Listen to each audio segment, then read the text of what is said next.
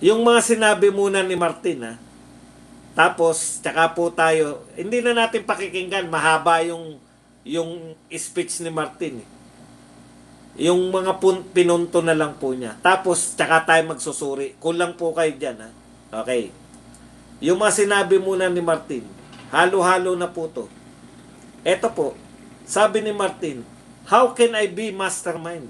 Bakit daw siya ang magiging mastermind? Ang punto rito ni Martin,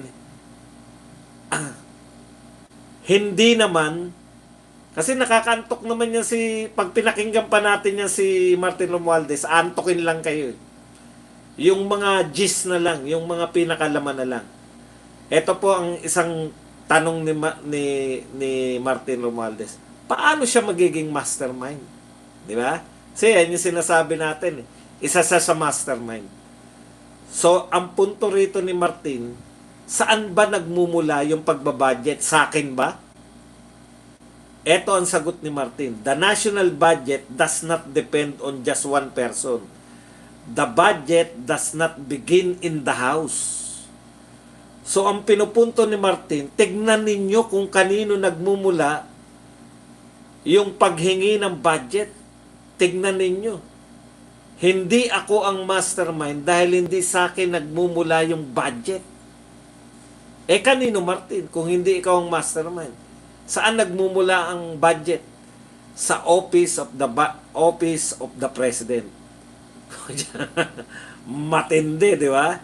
So, ang sinasabi ni Martin, mag-ingat kayo sa paglalaglag sa akin. Kasi kayang-kaya niyang ibulgar kung sino yung mga tunay na mastermind na pagnanakaw. Hindi po natin sinasabi na naniniwala rin tayo kay Martin. Mamaya na po yan.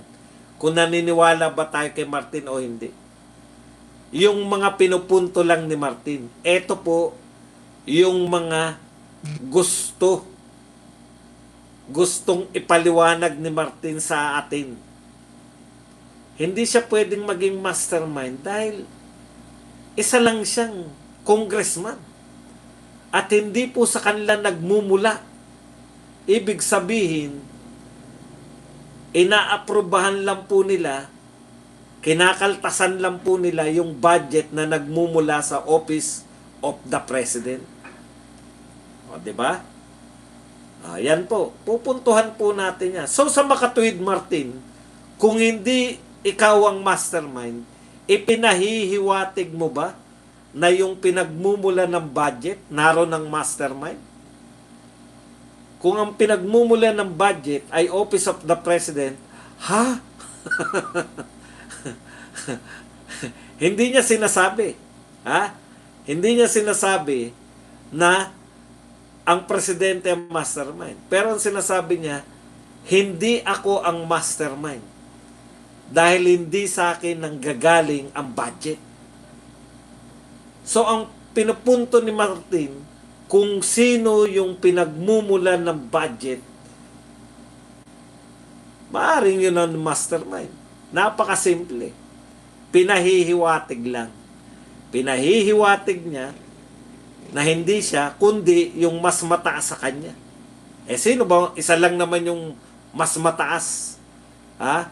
Isa lang naman yung mas mataas kay Martin. No.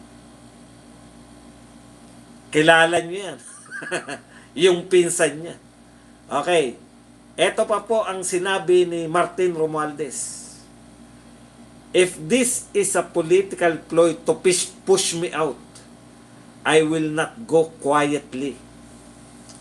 I will not go alone. Antindi, no? Yung literal po niyan. Kung ako po ay tinatablan ninyo politically, pinagtutulakan nyo na ako, tatablahin nyo na ako na ang gagawin yung fall guy, I will not go quietly. Hindi ako mananahimik. I will not go alone.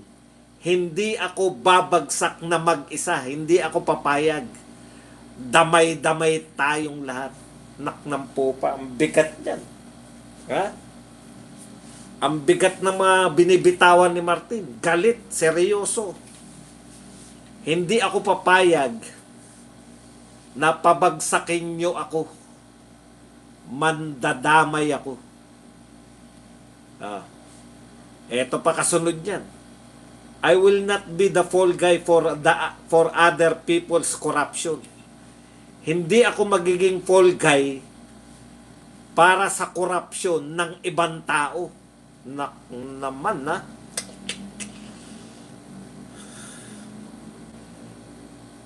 Okay, bakit? Kasi nagagalit to si Martin Romualdez sa mga moves ng ombudsman na pinapepres sa AMLAC yung kanyang pera. Okay?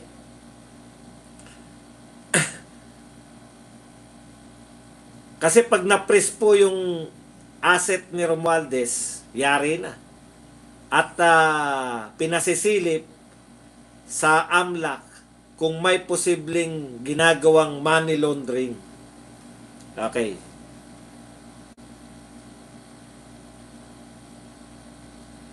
Ito po ay posibleng reaksyon nito ni Romualdez sa sinasabi po ni Boying ngayon lang na we already endorse a complaint sa AMLAC. We're waiting for the Romualdez to start trolling.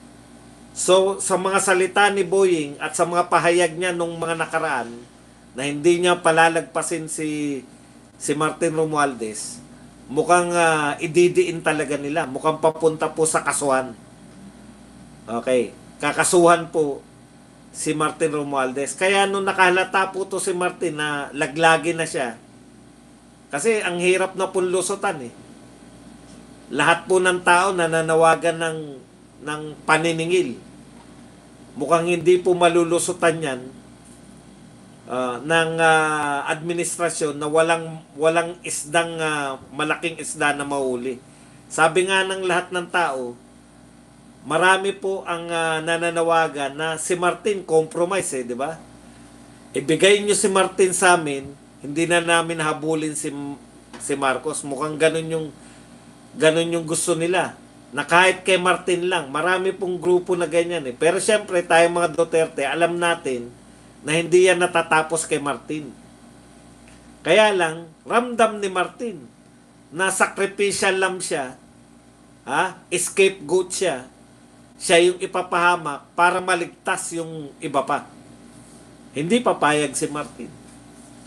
Putya, napaka-kapangyarihan ni Martin para pumayag siya na siya yung gawing scapegoat. Kaya maganda po tong showdown na to. Okay. Kung babagsak siya, damay-damay lahat. Mandadamay na siya. Ganda, di ba? Nagbabala si Romualdez na marami siyang nalalaman tungkol sa kasalukuyang administrasyon. Ayan. Marami akong alam tungkol sa kasalukuyang administrasyon. I know many things about this current administration. If this is a political ploy to push me out, I will not go quietly. Yun po pala yung pinagano niya. I will not allow myself to be turned into a scapegoat so that others who are actually accountable can walk away clean. Okay, sino-sino po ba yung tinutukoy so sa madaling salita, hugas kamay, no? Hugas kamay po itong si parang yan yung problema nila ni Saldico eh. Pareho sila naghugas kamay. Sabi ni Saldico, si Martin tsaka si BBM lang yan. Ngayon, mukhang sinasabi naman ni Martin, wala akong kinalaman dyan. Ano ang katwiran ni Martin? Kung bakit wala siyang kinalaman? Una, isa lang daw siyang congressman. Bagamat may supervision siya, hindi talaga siya yung pinuno. Si Saldico raw. Tama rin naman. Pero hindi kami naniniwala na gumagalaw si Saldico nang walang paalam sa iyo, di ba? Imposible. Kaya pag ituturo mo si Saldico, damay ka rin doon kasi ikaw ang boss niyan eh. Ikalawa daw sa BICAM, hindi raw siya kasama rin sa BICAM. Kaya ang pinakikita niya po sa paggawa po ng budget, ang tinutukoy niya may kasalanan si Saldico at saka sa buwatan ni Saldico at saka nito ni Chis Escudero. Pero eto po, bagamat tama naman yung sinasabi niya, ang maganda rito kay Martin, binubulgar niya na yung ano no? Dinideny niya lang na may kasalanan siya, pero binubulgar niya na talaga yung naganap. Di ba? So, hindi na po nila dinideny na walang naganap. Hindi niya sinasabi, wala naman naganap na korupsyon. Ang maganda rito, umaamin sila na may korupsyon. Nagtuturuan lang, correct. Pero ito po ang sinabi. At tama po to. So, tama po na meron pong kasalanan yung mga congressman at senador dahil sila po yung nagpasa ng budget. Pero, ito yung pero dun Hindi naman po natapos sa kanila yan I-review yan ni BBM. Pwede pong, kung hindi kursunada ni BBM, pwede niya pong ibito lahat. Di ba? Katulad ng ginagawa ni Tatay Digong pag hindi niya kursunada. O sa makatwid, tapos na tayo rin sa budget. Ang sabi naman, ito ang magandang revelation nito ni Martin Romualdez. Kayo, ombudsman, tignan ninyo kung saan yung lahat sila nagsasabi nito Sundan ninyo yung ebidensya. Dahil yan, pagkatapos ng pagbabudget, sa implementation na yan. Hindi naman siya yung pumirma na kahit ghost project, hindi siya pumirma na merong nagawang proyekto kahit ghost project. Executive na yan. Correct. At ang executive pinamumunuan ng presidente. Ang executive pinamumunuan ni BBM. So marami po rito ang gustong sabihin ni Martin Romualdez. Marami po sa proseso ng pagnanakaw, sagot ng executive. Hindi nyo po pwedeng sabihin, maaring namorsyento. Di ba? Tama yun. Nabigyan po yung mga congressman, nabigyan yung mga senador, kasi malawakan Hindi po nila pwedeng i-deny na wala silang natanggap dyan. Pero yung executive, na talagang ang pauso kasi na executive, hindi kami magnanakaw, lalo ng presidente. Paano magiging involved ako dyan? Ako nga nagpapa-imbestiga. Pareho sila ni Martin Sabi naman ni Martin, ako nga, sumusunod ako. Lahat, pumunta ako sa ICI, sa lahat ng mga nanghihingi ng lahat ng due process, ginagalang ko. Nagpapa-imbestiga ko. Tapos tatablahin nyo ko. Paano yung executive? Tinuturo na ni Martin yung executive. Kung siya daw ang tatanungin, ito ang hamon ni Martin. Pumunta nga kayo ron. At may patama po to sa mag-ama sa Ilocos. Sabi ni Martin, doon po sa may lugar niya, sa may distrito niya, wala pong ghost project, walang palpak na proyekto. Puntahan nyo, sabi niya, puntahan nyo kami dun sa Leyte. Leyte ba siya? Wala siyang ghost project at ano na nga yung palpak na project? May termino sila dyan. Okay. Correct.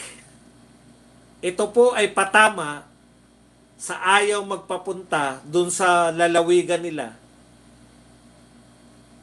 sa Ilocos. Tinukoy na Sabi standard. Maraming salamat. Ang ganda ng challenge ni Martin. Doon sa distrito ko, walang ghost project at walang substandard project. Hindi ko alam kung totoo yan. Hindi pa naman ako nakakapunta sa distrito niya. So, tignan nyo na lang po. Yung mga taga Leyte rito, totoo ba yan? Na walang ghost project at walang ano? O, patama po yan. Kanino? Doon sa distrito na pinupuntahan ng vlogger na mataba. Di ba? Yung doon sa distrito na pinupuntahan ng mga vlogger na nagsasabing tatay nyo karton. Okay. So sa madaling salita, ito po ay matapang na mga pahayag nito ni Martin Romualdez na hindi siya papayag. Actually, wala naman siyang pinapangalanan, di ba? Wala po siya, maliban kay Kiss tsaka kay Saldico, hindi niya pinapangalanan pa. Hindi niya pinapangalanan yung lalo na yung mastermind. Pero, may pagbabanta to si Martin. Okay, yan po yung pinaka laman ng mga sinabi niya, no? Hindi siya papayag na maging fall guy, scapegoat, at kung siya ay ilalaglag nyo, mandadamay siya. Sa makatwid, parang pinapipili niya, no? Ngayon,